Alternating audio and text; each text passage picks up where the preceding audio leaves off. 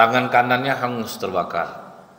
Ya Rasulullah, tolong doakan kepada Allah agar tanganku ini sembuh. Kata Rasulullah, kenapa dengan tanganmu? Tadi malam aku bermimpi rasanya kiamat sudah terjadi, dan aku melihat ibuku di neraka sedang mengusir-usir api dengan sepotong kain dan daging di tangannya.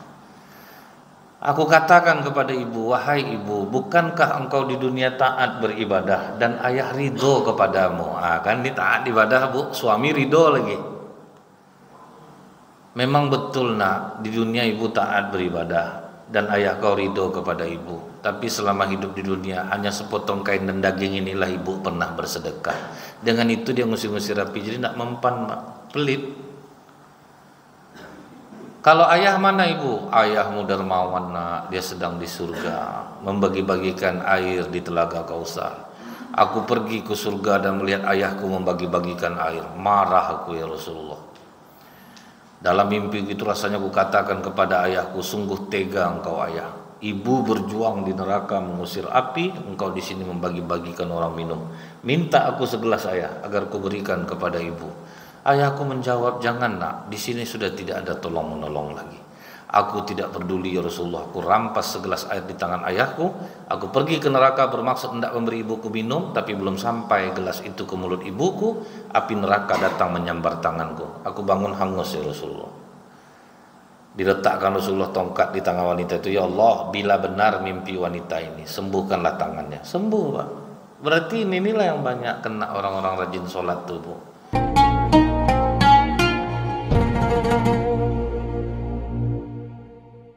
A'udzubillahi minasyaitonirrajim. Bismillahirrahmanirrahim. Assalamualaikum warahmatullahi wabarakatuh. Alhamdulillahilladzi khalaqal mauta wal hayata liyabluwakum ayyukum ahsanu amalan wa huwal azizul ghafur. Asyhadu an la ilaha illallah wahdahu la syarikalah wa asyhadu anna Muhammadan abduhu wa rasuluh. Allahumma salli wa sallim wa barik ala hadzal nabiyil karim wa ala alihi wa sahbihi ajmain. Bapak Ketua Masjid beserta panitia Ramadan yang saya hormati, alim ulama, tokoh masyarakat, cerdik pandai, Bapak Ibu, orang-orang tua yang saya muliakan, hadirin hadirat yang semoga kita semua senantiasa dirahmati oleh Allah. Tidak henti-hentinya kita bersyukur kepada Allah atas nikmat ditundanya ajal ini, sehingga kita ada kesempatan untuk banyak memohon ampun kepada Allah dan memperbaiki amal kita. Semoga nikmat ini membuat kita semakin dekat kepada Allah, dan di luar Ramadan nanti akan menjadi tujuan kita mencari ridho Allah. Bersolawat kita kepada Rasulullah SAW dengan ucapan Allahumma sholli ala Muhammad wa ala alihi wa sahbihi wasallim. Semoga dengan diringankan Allah lisan kita ini bersolawat, kita dapat untuk meneladani akhlak-akhlak Rasulullah SAW dan mendapatkan syafaat di yaumil akhirat nanti. Dalam kitab Tanbihul Ghafilin, Pak, Imam Abu Lais As-Samarkandi, di sini ada riwayat dari Abu Ayyub Al-Ansari. Waktu Rasulullah SAW naik onta, ada orang Badui tiba-tiba menghalangi jalan onta Rasulullah ini. Macam pembegal dia, dihadangnya Rasulullah, Pak. Suruhnya Rasulullah turun. Kemudian apa kata Rasulullah? Ya Rasulullah, aku ingin bertanya, bagaimana cara aku untuk dapat dekat dengan surga dan bisa jauh dari neraka? Jadi bertanya tapi kasar, Pak. Udah dia yang butuh tapi kasar cara bertanya, main hadang aja. Tapi yang ditanyanya bagus, Pak. Apa amalan yang bisa mendekatkan dengan surga dan menjauhkan aku dari neraka? Dari sinilah kita memahami ternyata Rasulullah itu cukup paham dengan karakter orang Badui. Jadi memang mereka itu keras. Jadi Rasulullah tidak ada tersinggung, Pak. Kalau kita, kau udahlah bertanya, ginilah cara kau bertanya. Kalau Rasulullah tidak, santai aja dia, Pak. Memang karakter mereka ini keras. Artinya apa, Bapak Ibu? Kalau kita memahami karakter kultur suatu bangsa, kita akan faham kenapa mereka melakukan seperti itu. Contohnya, kalau kita ngobrol sama orang Bagan, itu mereka kadang ada yang suara itu seperti orang marah-marah kalau ngomong, Pak. Aku nggak tahu dong. Padahal dia tuh ngomongnya ramah tuh, Pak. Nah, itu karakter. Kalau orang kita Sunda makin marah dia makin ramah dia, kan? Nah, dia marah, Pak, tapi ramah. Jadi kalau kita sudah memaklumi hal itu, kita tidak ada masalah lagi. Jadi kadang ada orang bertanya itu macam menantang dia, padahal dia bukan menantang, memang seperti itulah karakter dia.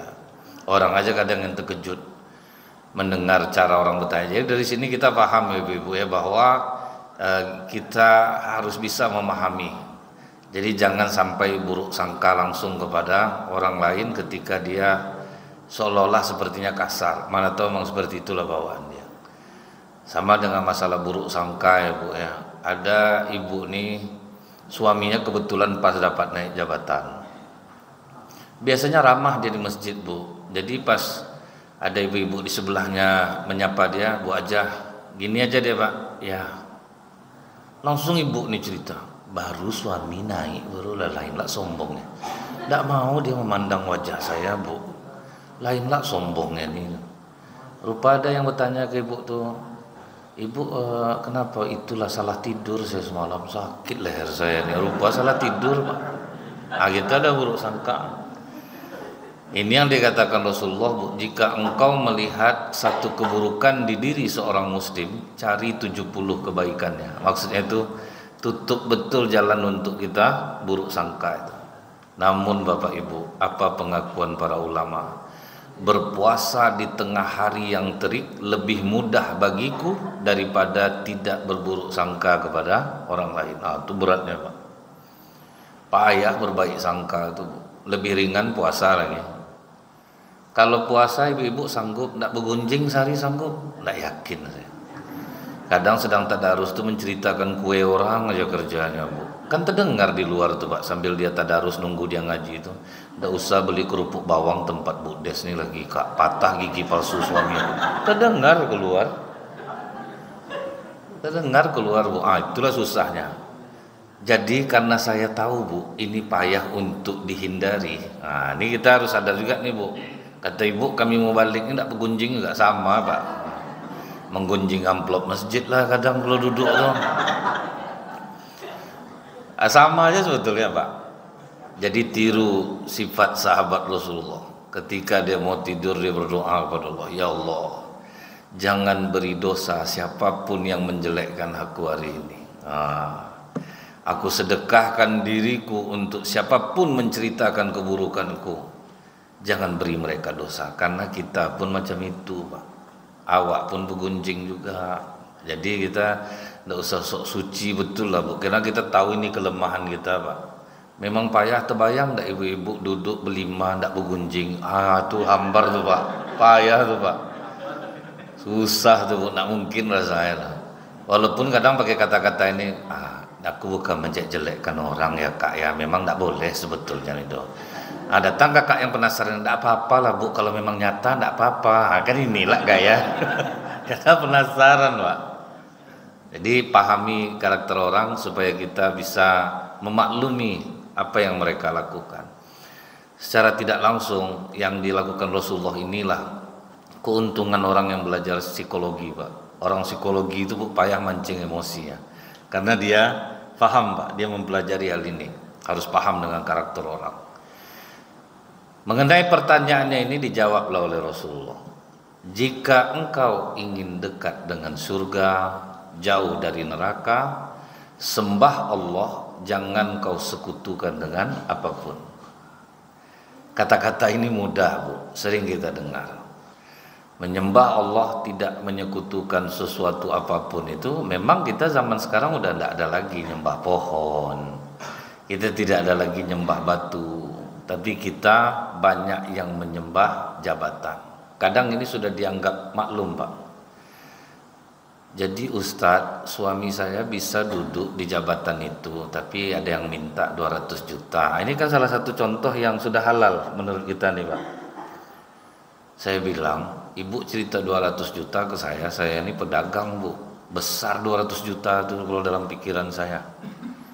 Atau tidak pun pedagang, ibu kerjasama aja sama peternak. Bagi dua hasilnya itu lebih besar dan berkah, karena ibu akan melalui fase ada nanti rugi, binatang ternaknya mati, jadi ibu makin dekat sama Allah ini ya. Daripada ibu paksa seperti ini. Udah zamannya nih Ustaz, nggak bisa kita lagi kalau baik-baik aja, nggak bisa duduk nanti suami saya. Saya ceritakanlah sama dia, banyak pejabat di Provinsi Riau ini yang mereka itu ahli. Orang kalau sudah ahli dalam bidangnya tanpa membayar malah diminta. Itu bedanya Pak. Jadi jangan kita mengira semua pejabat ini aneh-aneh kelakuannya bu. Ada mereka memang ahli dalam bidang itu, bidang tata kota, bidang ini, bidang itu tuh mereka tidak membayar malah ditarik Pak, diminta. Jadi tugas kita apa? Jadilah ahli. Kalau kita sudah ahli, kita akan dicari orang tanpa harus membayar. Atau jadilah orang yang berprestasi. Orang berprestasi itu kadang dibujuk lagi Pak. Di kantor kami aja lah ya, pokok di bagian mana aja nanti bisa.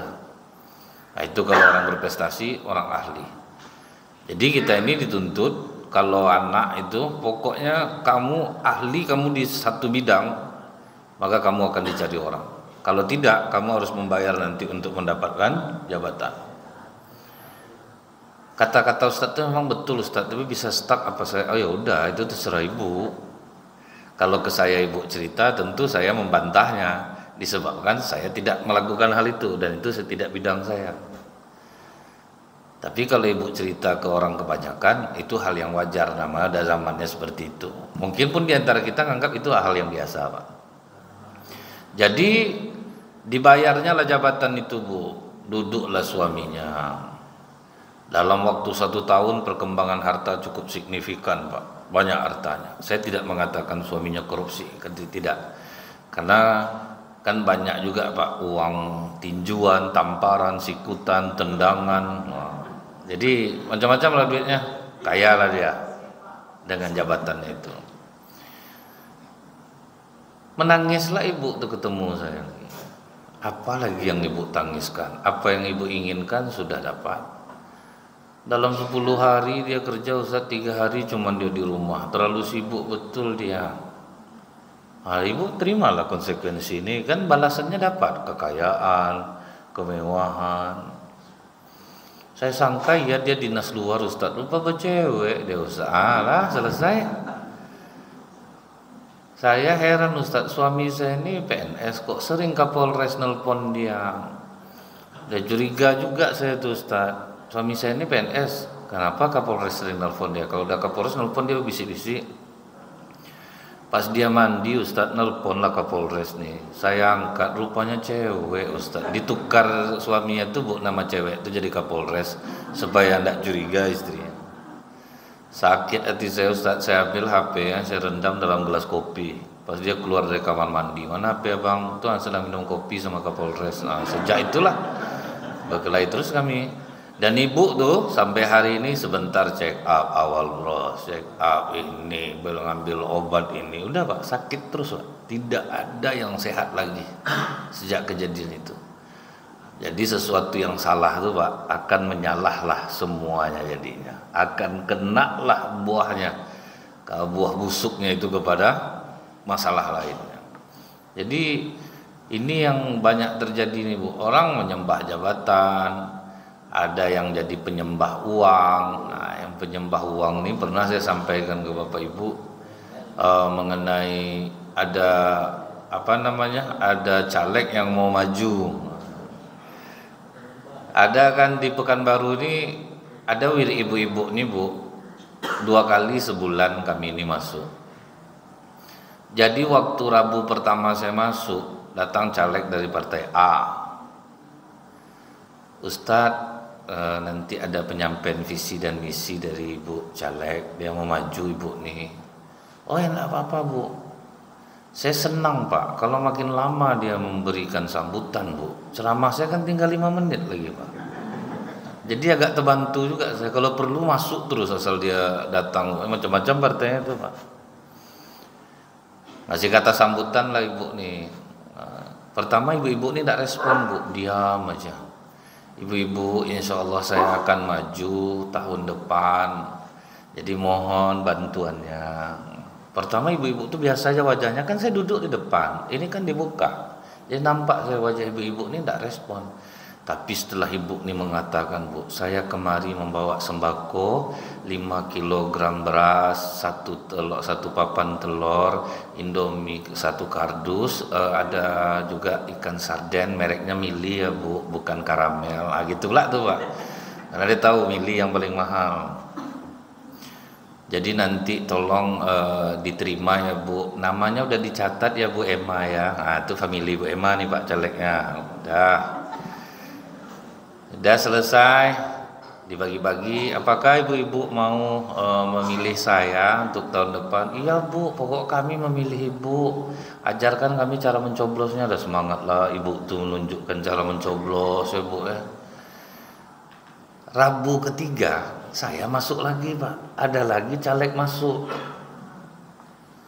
Apakah ibu-ibu udah punya seragam? Belum bu. Nah, saya ada bawa bahan itu bu, nanti ada yang ngukur, kita jahit, nanti saya bayarkan. Oh tuh langsung sumringah wajah ibu-ibu tuh pak. Selain seragam, saya juga membawa sembako bu. Dedi tolong diambil di mobil ibu, sopir ibu caleg nih bu. Nah, diambil lah. Semua nama udah dicatat ya Bu Rita. Ini family Bu Rita lagi pak.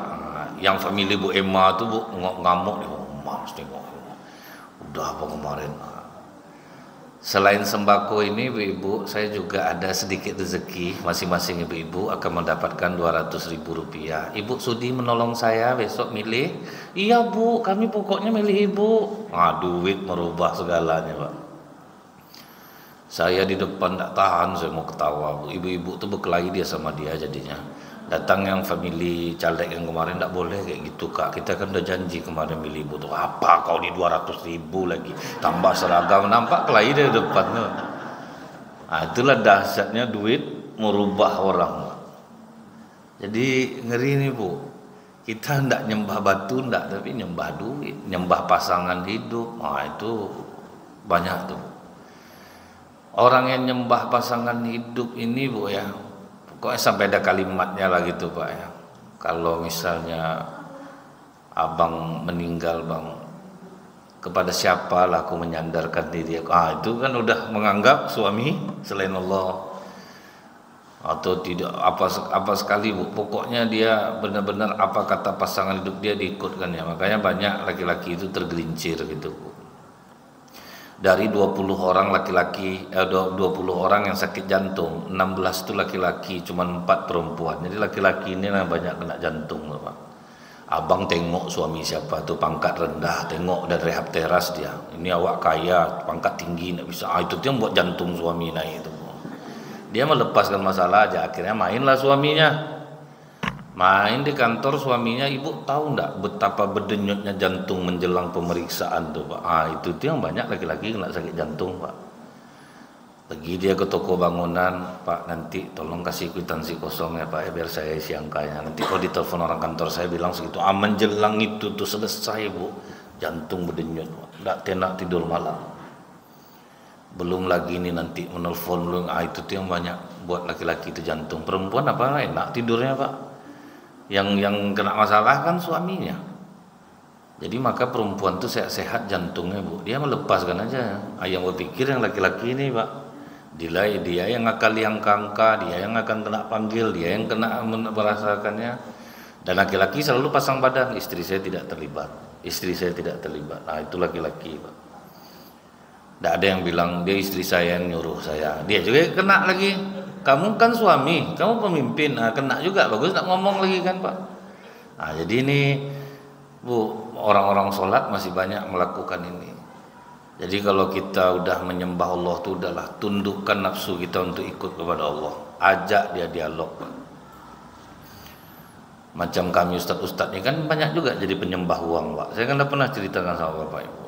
Assalamualaikum ustadz, waalaikumsalam ya pak. Tanggal 20 Ba'da Isya bisa di kampung kami Ustaz. Bentar Pak, saya lihat dulu. Alhamdulillah bisa nih Pak. Tapi minta maaf nih Ustadz, kami tidak bisa ngasih amplop besar. Dari suara pengurus saja kita tahu Bu, ini sedikit amplopnya Pak, karena ramah betul.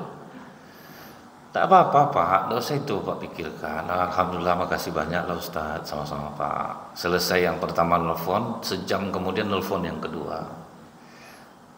Tak, ini berarti besar amplopnya itu Pak. Kalau gitu nada jamaahnya Pak, tuh kepercayaan dirinya sangat tinggi itu Bu. Bisa di kampung kami Ustaz, hari Jumat tanggal 20 ada Isa. Minta maaf saya Pak, udah ada jadwal nih di waktu yang sama. Itulah Ustaz, mendadak pula pengurus nyuruh saya nelfon.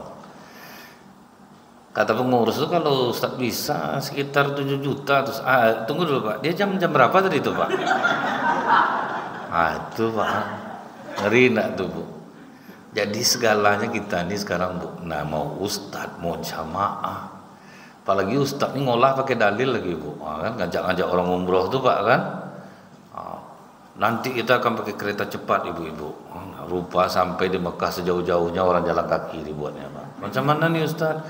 Dia kadang segala musibah yang menimpa kita Bapak Ibu, itu semua qadarullah. Padahal memang dia nipu Pak, kan? Supaya orang banyak masuk tempat dia, itu banyak loh Pak.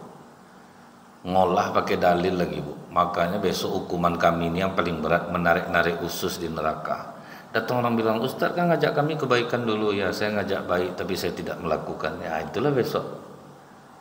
Entah saya adalah dalam itu mungkin doakanlah Pak ya supaya enggak ya. Kadang kami ini ngomong pandai Bu. Bersedekahlah Bapak Ibu. Lewat kotak infak diam aja Ustaz nih kadang Pak. Orang suruh sedekah.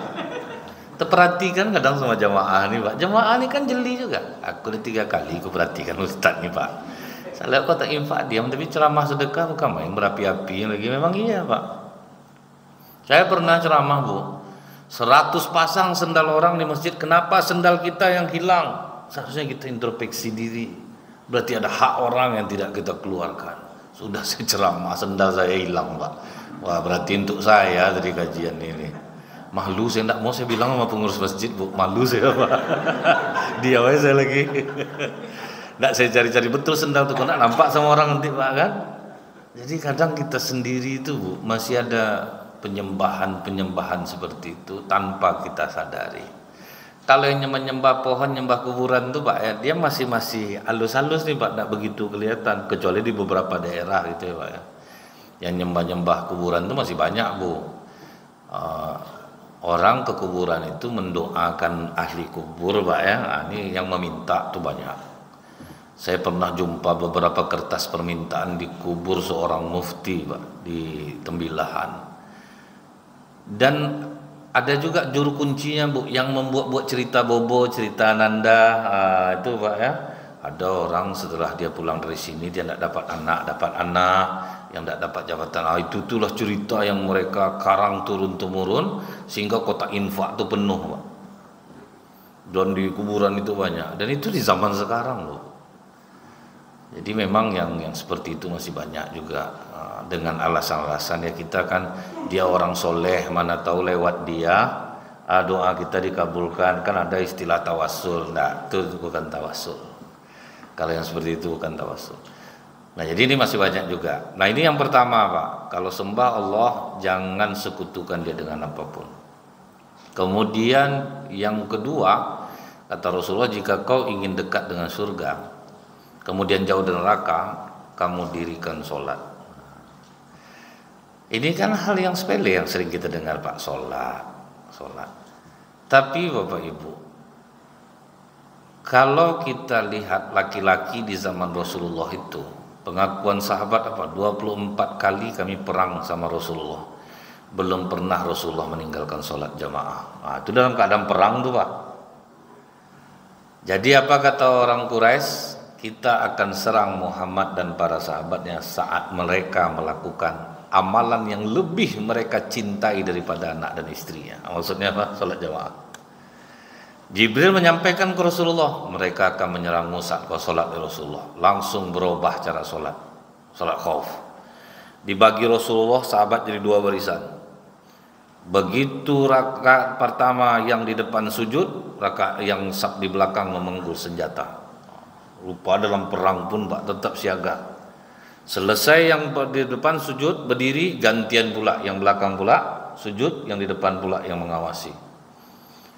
Setelah selesai langsung pindah formasi, yang depan belakang, belakang ke depan. Dalam keadaan segenting itu ternyata sholat jamaah tidak ditinggal. Itu yang membuat mereka itu menjadi kuat, karena sangat melakukan apa yang diperintahkan oleh Rasulullah. Laki-laki sunnah muakkad atau sunnah yang dikeraskan untuk hadir sholat berjamaah. Dia bukan wajib nih Pak, karena orang kadang-kadang ada yang sakit apa gitu Pak. Dikeraskan untuk sunnah ini nih. Dan inilah yang membuat janji Allah itu berlaku kepada masyarakat Arab Saudi sampai hari ini. Allah mengatakan dalam Al-Quran, wa'mur ahlaka bisolah, perintahkan keluarga kalian untuk sholat, wastabir alaiha, bersabarlah di atasnya, la nas'alukar rizqo, kami tidak meminta rezeki kepadamu, nahnu narzukuk, kami yang ngasih kalian rezeki, wal akibatul littaqwa, akibat yang baik bagi orang yang bertakwa. Jadi kalau orang mengikuti sholat berjamaah itu, aku yang menjamin rezekinya. Bapak Ibu lihat, di Arab Saudi itu ada hotel yang hanya buka sekali setahun Pak. Pas zaman haji aja, pas musim haji dia buka hotelnya. Sudah selesai musim haji, ibadah setahun Pak. Pokoknya ibadah aja hidupnya lagi Bu. Besok tahun depan buka lagi. Jadi orang itu betul-betul tidak menggila soal dunia ini, dan rezeki mereka ditanggung Allah Bu. Berapa ribu jemaah umroh setiap hari yang berangkat, mau berapapun harganya dibayar orang Pak. Orang ngantar duit ke sana. Itu menandakan apa? Oh ternyata kalau laki-laki sholat berjamaah itu dia nggak mikir sebetul masalah rezekinya lagi, karena rezekinya pasti ditanggung oleh Allah. Ya cobalah Pak, mereka itu kaya Bu, tetapi kekayaan itu hanya sampai di genggaman, tidak sampai ke dalam jiwa. Mereka punya harta untuk dihinakan, bukan untuk dimuliakan. Beli Lamborghini 4 miliar, belum nabrak trotoar, tinggal. Nanti ada orang mulung Pak. Sepeda motor harga 750 juta, beli tutup pakai spanduk buruk aja depan rumah. Kita duduk aja anak kecil dekat mobil berdempung jantung Pak. Gores pula mobil, satu panel 400 lah. Itu yang dipikir selama tarawih itu Bu. Lama imam batuk dia Pak. Itu arti cepatlah ruku. Kan ada batuk-batuk kode ini Bu, batuk-batuk kode imam itu ada sandi-sandinya tuh Pak. Kalau itu cepatlah ruku. Itu terlalu panjang berarti di Al-Fatihah. Tapi kalau udah berhenti imam tuh besok tuh, itu batuk tuh udah parah tuh Pak. Dari tadi aku batuk lagi enggak juga kau dengarkan. Kalau udah tuh berhenti imam besok. Jadi ada Pak, batuk-batuk makmum ini memberikan sandi-sandi khusus. Dan jamaah pun paham juga mana yang batuk asli, mana yang tidak. Makanya orang yang batuk untuk memberikan kode, batallah sholatnya, karena dianggap bicara. Karena dianggap dia bicara. Tapi janganlah sampai Bapak kalau sakit betul batuk aja lah Pak. Orang tahu mana batuk yang tidak dibuat-buat itu kan tahu orang. Nah setelah itu mereka kaya raya itu ya Bu ya, mereka tidak memuliakan harta itu. Bahkan dari kecil anak-anak mereka tuh udah diajarnya berbagi itu. Pokoknya ada uang sedekah. Kalau bulan puasa ini susun-susun mereka membawa aneka makanan yang lezat-lezat untuk berbuka tuh. Dibujuk-bujuk orang supaya mau ngambil tuh. Mereka tuh ngasih perbukaan makanannya makanan terbaik Pak. Tidak macam kita Bu, antar salah, resoles, kadang salah lauk yang keras itu diantar ya Pak, yang udah dipanasin itu mencibir orang kalau menggigitnya itu Bu, gitu kan. Nama yang udah di apa itu kan, kalau dipanasin lagi itu kan keras salah lauknya itu Pak. Soal itu resoles Bu, menggigitnya itu panjang baru putus dia. Kan itu kan berarti yang murah betul tuh Pak. Kasih risoles yang harga 4.000 sebiji itu baru bersyukur orang makannya Bu, dapat dia mayonesnya. Ini memang rajin ngasih orang pembukaan Bu, tapi itu pula lah sirup nih marjan warna merah, ini kok jelang merahnya Pak, itu banyak campurannya Bu, macam tehtong dibuatnya Pak, tidak ada terasa manisnya sedikit pun. Jadi kalau memang mau ngasih orang tuh kasihlah yang terbaik. Mereka itu tuh Bu, kecil-kecil anak udah suruh sedekah. Kalau kita kan dari kecil anak udah diajar pelit. Kau habiskan di rumah nih makan tuh anak siapa tuh lain cowok itu habis makan. Itulah maka anak-anak tuh pelit dia Pak. Dari kecil tuh udah diajar pelit. Nah ini juga berlaku di mana saja. Kalau misalnya laki-laki di Indonesia nih melakukan hal yang sama macam Bapak Ibu lakukan ini, saya yakin Bapak Ibu sudah banyak mendapatkan keajaiban, betul lah Pak. Dengan sering sholat berjamaah, ada masalah selesai jalan keluarnya. Susah orang-orang rajin sholat jamaah itu Pak, susah. Walaupun ada, itu bukan berarti Allah benci sama dia. Ada kadang kita nih berdoa Bu, kita minta kaya, Allah belum mau ngasih ke kita, tapi rupanya anak ibu besok, anak bapak besok yang kaya yang cocoknya Pak. Waktu anak bapak kaya diajaknya lah bapak umroh kita Pak, umroh kita mama jalanlah ke sana senang-senang lah lagi ini beli mobil untuk papa, ada Pak. Di kita tidak cocok. Jadi tidak ada doa yang tidak dikabulkan Allah. Mintalah kekayaan sama Allah, tapi sabar terus sholat. Jangan sampai mundur. Rupanya anak bapak ibu yang besok kaya, atau anak miskin tapi cantik dapat menantu kaya. Ini misalnya gitu Pak ya. Jadi tidak ada yang tidak dikabulkan Allah asal kita tidak buruk sangka sama Allah. Nah kemudian yang ketiga kata Rasulullah, jika kau ingin dekat dengan surga, jauh dari neraka, maka hendaklah engkau berzakat. Jadi kalau orang udah rajin sholat tuh, kadang kenapa rezekinya sulit Pak? Pelit nih Pak. Orang sholat nih Bu, saya sangka orang-orang rajin sholat nih boros-boros juga sedekah, rupanya banyak enggak Pak. Saya ada kenal orang nyewa kios, tukang jahit, di sebelahnya tukang pangkas. Pas saya main ke tukang jahit nih, nampak saya ada sup yang sudah berbuih. Saya tanya sama bapak itu, sup sampai berbuih basi ini enggak bapak makan. Itulah kelakuan Bu Ajah yang punya kios nih Ustaz. Kalau udah basi makanannya baru diantarnya ke saya. Dan ini bukan sekali Ustaz, hampir selalu. Udah nak termakan sama dia lagi baru diantarnya. Padahal ibu yang dibilangnya itu Bu, ke masjid tiap waktu. Dengar pengajian macam ikan salai matanya, tapi tidak ada yang diamalkan satu pun Pak. Udah basi lauk itu diantarnya. Jadi ternyata banyak yang pelit orang sholat ini. Ada ibu-ibu Bu, udah dibungkusnya mangga dari Peramnya dicuri sama anak-anak, demam dia 3 hari Pak. Ibu masalah mangga aja mau ibu demam, beli yang semua mahalnya mangga ndak sampai segitu harganya. Kalau dia minta baik-baik saya kasih Ustaz. Ini dicuri karena ndak dapat, itulah maka dicuri anak-anak. Orang kan banyak Pak, kalau udah kehilangan macam orang baik dia Bu. Hilang sendal di masjid saya, kalau minta dia baik-baik sendalnya saya kasih nih, macam iya pula Bu. Tanda tidak dapat itulah maka kadang dihilangkan Allah kadang. Jadi ternyata ini yang disampaikan oleh seorang wanita yang datang ke rumah Rasulullah pagi-pagi Pak. Tangan kanannya hangus terbakar. Ya Rasulullah, tolong doakan kepada Allah agar tanganku ini sembuh. Kata Rasulullah, kenapa dengan tanganmu? Tadi malam aku bermimpi rasanya kiamat sudah terjadi. Dan aku melihat ibuku di neraka sedang mengusir-usir api dengan sepotong kain dan daging di tangannya. Aku katakan kepada ibu, wahai ibu, bukankah engkau di dunia taat beribadah dan ayah ridho kepadamu? Kan di taat ibadah Bu, suami ridho lagi. Memang betul nak, di dunia ibu taat beribadah dan ayah kau ridho kepada ibu. Tapi selama hidup di dunia hanya sepotong kain dan daging inilah ibu pernah bersedekah. Dengan itu dia ngusir-ngusir api, jadi tidak mempan Pak, pelit. Kalau ayah mana ibu? Ayahmu dermawan nak, dia sedang di surga membagi-bagikan air di telaga Kausar. Aku pergi ke surga dan melihat ayahku membagi-bagikan air. Marah aku ya Rasulullah. Dalam mimpi itu rasanya aku katakan kepada ayahku, sungguh tega engkau ayah. Ibu berjuang di neraka mengusir api, engkau di sini membagi-bagikan orang minum. Minta aku segelas ayah agar ku berikan kepada ibu. Ayahku menjawab, jangan nak, di sini sudah tidak ada tolong menolong lagi. Aku tidak peduli ya Rasulullah. Aku rampas segelas air di tangan ayahku. Aku pergi ke neraka bermaksud hendak memberi ibuku minum, tapi belum sampai gelas itu ke mulut ibuku, api neraka datang menyambar tanganku. Aku bangun hangus ya Rasulullah. Diletakkan Rasulullah tongkat di tangan wanita itu, ya Allah, bila benar mimpi wanita ini, sembuhkanlah tangannya. Sembuh, Pak. Berarti inilah yang banyak kena orang-orang rajin sholat tuh, Bu.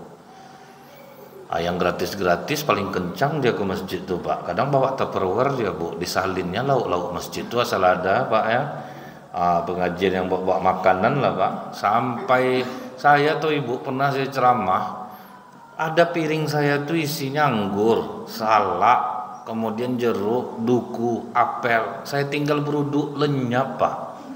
Tidak peduli, Bu, Ibu nih, Pak, mau makanan Ustaz, tidak peduli dia, Bu. Saya tidak bisa dapat tersangkanya, wajahnya soleha semua ya, Pak. Siapa yang mau dituduh, Bu, kan? Tidak ada cerita, Pak, lewat juga rupanya. Nah, jadi dari sini nih, Bu, kita tuh haruslah jangan sampai menjadi orang yang bakhil.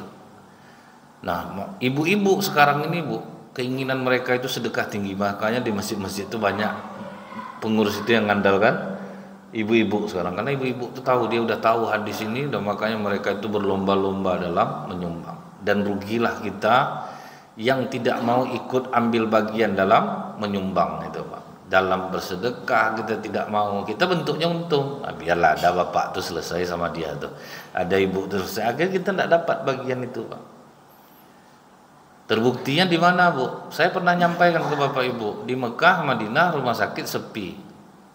Ketika ditanya ke masyarakat sana, kenapa rumah sakit sepi di sini, apa kalian tidak sakit? Mereka bilang sakit. Tapi kami kalau sakit, kami yakin dengan kata-kata Rasulullah, sembuhkan penyakitmu dengan sedekah. Di Pekanbaru rumah sakit penuh, apa rumah sakit yang tidak penuh, Pak? Sebetulnya kita harus introspeksi diri, Pak. Berarti kita pelit. Karena tidak mungkin Rasulullah bohong, sedekah bisa menyembuhkan penyakit. Ibu sakit diabetes, sedekah 2.000, selemo yang sembuh tuh, Bu. Mana mempan, memang rajin sedekah subuh, Pak. Bukan main lagi kalau setiap subuh tuh masuk 2.000, Pak. 2.000 tuh stop call sebutir, Bu. Itu berarti demam, menggigil sedikit, bersin, nah itu sembuh, Pak, 2.000. Diabetes tuh besar tuh angkanya tuh.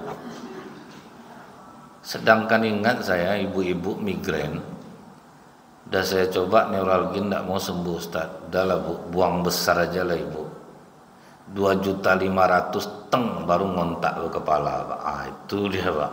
Betul, Ustaz. Migrain 2.500.000, Bu. Diabetes kira-kira berapa tuh, Pak? 10 baru oke. Kita tidak ada, Bu, nyumbang tuh yang, kalau orang yang besar-besar nyumbang di masjid ini, Ibu perhatikanlah hidup mereka. Kan dapat kita contoh, Pak.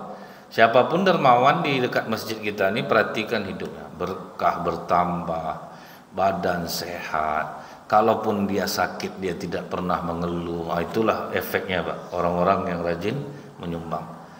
Nah, masyarakat kadang-kadang ya udahlah, selesai sama bapak tuh maka dia mau menyumbang karena dia sudah terasa keajaiban, Pak.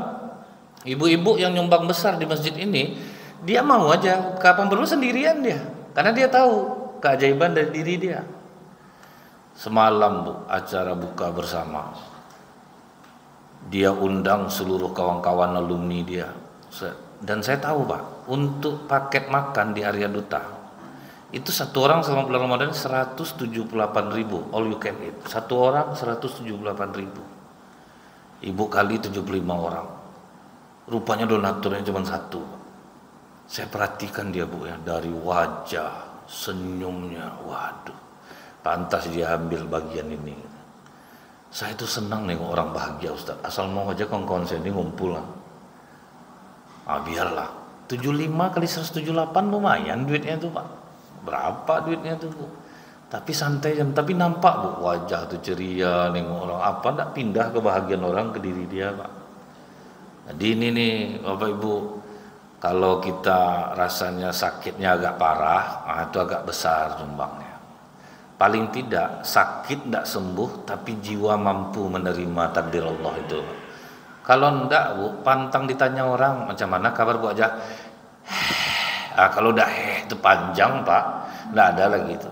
Itu akan banyak tuh, Bu. Ya coba berobat ke sana, enggak ada kurangnya. Itu dengarlah di radio ada sioman-sioman tuh dah saya beli pula dah. Dah berapa tetes, berapa botol habis nak juga mau kata orang dokter sana bisa. Itulah akibatnya, Pak. Buang besar aja lah. Simple, Pak, kan? Tidak usah jauh-jauh Bu ya. Komitmen aja kita misalnya Pak.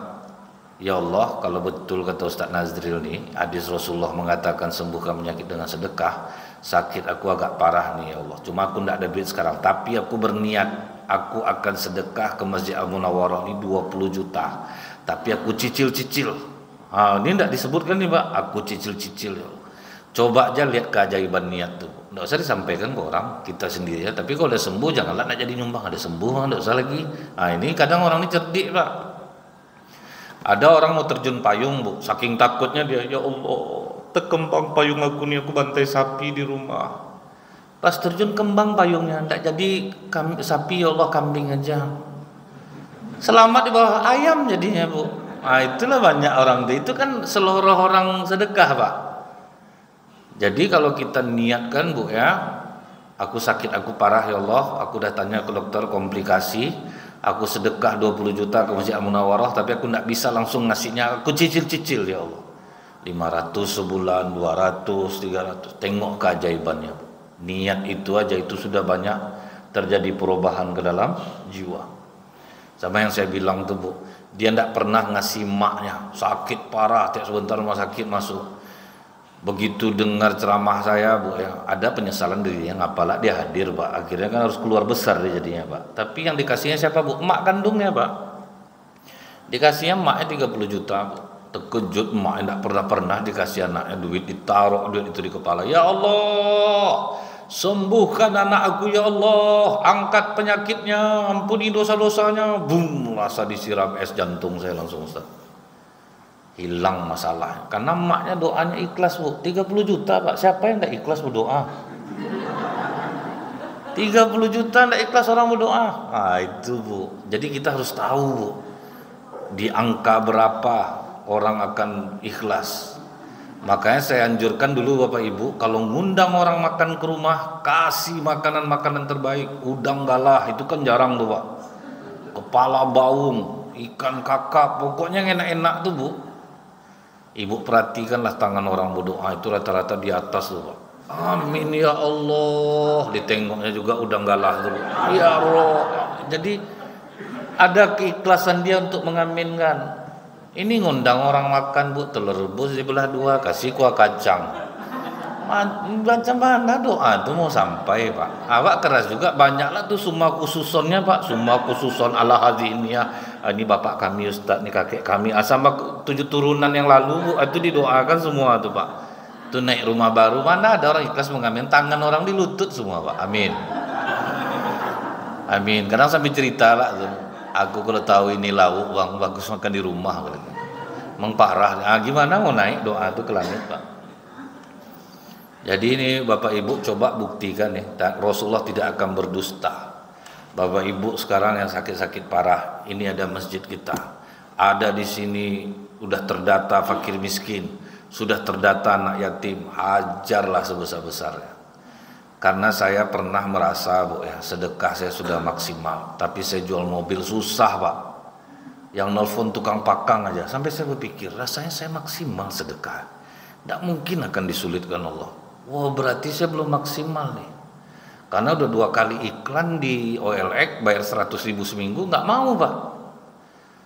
Wah berarti saya aja yang merasa sedekah saya banyak nih, tapi rupanya bagi Allah tidak maksimal. Akhirnya apa yang saya lakukan Bu? 10% dari harga penjualan mobil itu saya bagi-bagi Pak. Dampak orang yang pantas untuk nerima. Saya bukan suka ngasih pengemis Bu, tapi nengok orang punya pekerjaan dan dia ikhlas dalam bekerja Pak, walaupun gajinya besar. Saya lebih simpati ngasih itu Bu, daripada ngasih peminta-minta 2.000 rupiah. Itu Pak, nampak orang rajin kerja itu Pak ya, dari hati dia bekerja. Maupun pekerjaan itu gajinya lumayan Bu, rupanya lumayan pekerjaan gaji orang dikasih tetap mau Pak. Enggak ya, dikasih jumlah yang oke, dibagi Bu, nampak orang-orang tua kasih yang pantas lah, yang memang kita turun langsung melihatnya. Sedang makan sup saya di Rumbai, pulang dari Dumai masuk WA, tolong share lokasi Bang, kami cocok harga segitu. Bayangkan sama Bapak, saking malasnya saya Bu, enggak saya balas Pak. Tukang pakang nih kata saya. Udah berapa kali udah capek jawab tuh. Diulangnya setengah jam lagi, tolong share lokasi. Saya share lokasi, Bu, dia udah sampai di lokasi, saya udah sampai di lokasi. Wah, kangkang saya pulang, Pak. Sampai di rumah dikasih duit, tolong dihitung dulu, Bang, duitnya. Enggak ada pakai tawar nih, Pak. Tolong dihitung duitnya, tolong BPKB yang kemarin. Jadi Bang, kekurangan mobil. Udah biasa tuh, Bang, nama mobil second. Enggak lah mau dijelaskan, Pak.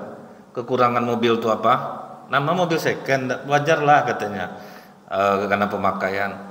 Awalnya saya jangka, Bu, malaikat yang beli mobil saya ini. Enggak pernah orang membeli mobil macam ini, bukan barang murah. Rupanya manusia, Bu. Pas perpanjangan pajak diteleponnya saya. Oh, berarti manusia, Pak. Saya sangka malaikat. Perpanjangan pajak kan harus pakai KTP saya, Pak. Jadi itulah, Bu. Kadang kita yang merasa ada banyak sedekah. Iya, 2000 subuh, 2000 zuhur, 2000 asar, 2000 maghrib. 1000 apa ada jajanan itu minta ke cucu lah tuh ada duit 1000 tadi cu. 1000 itu lah untuk taraweh. Gimana coba, Pak? Ini saya coba berazam aja, Bapak Ibu, dalam hati ini tanpa diketahui orang. Aku, ya Allah, aku sakit aku ini parah. Aku niat aku nyumbang ke Masjid Al-Munawwarah ini 10 juta. Tapi aku cicil, ya Allah. Aku tidak bisa bayar sekarang. Aku ansur-ansur 100, ada duit aku 100, 200, catat, Bu, sampai dia 10 juta. Lihat keajaibannya. Ini tidak usah tahu orang nih, Pak. Lihat keajaibannya nanti. Nah, kemudian yang terakhir kata Rasulullah, agar kau dekat dengan surga, jauh dari neraka, pelihara hubungan silaturahmi. Inilah nih, Pak. Ini paling berat nih, Bu. Akhlak tertinggi dari seorang muslim itu ketika dia mampu memaafkan kesalahan orang yang tidak termaafkan. Apa kata para sahabat? Kami sedang duduk di padang Arafah.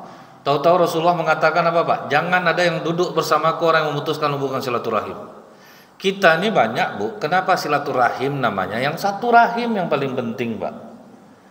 Orang banyak kan bertengkar itu adik-beradik, bukan sama orang. Kalau sama orang pengertian kita tinggi, Bu. Ala biasa tuh, enggak apa-apa. Tapi adik-beradik, Pak, itu yang paling banyak hancur. Makanya kita tuh, Bu, dari beberapa riwayat, rata-rata orang bertengkar sama keluarga. Tidak sama orang lain. Kalau sama orang lain kita mengerti. Jadi yang silaturahim itu yang paling utama itu, Bu, yang satu rahim, karena itu yang berkemungkinan putus dan punya masalah.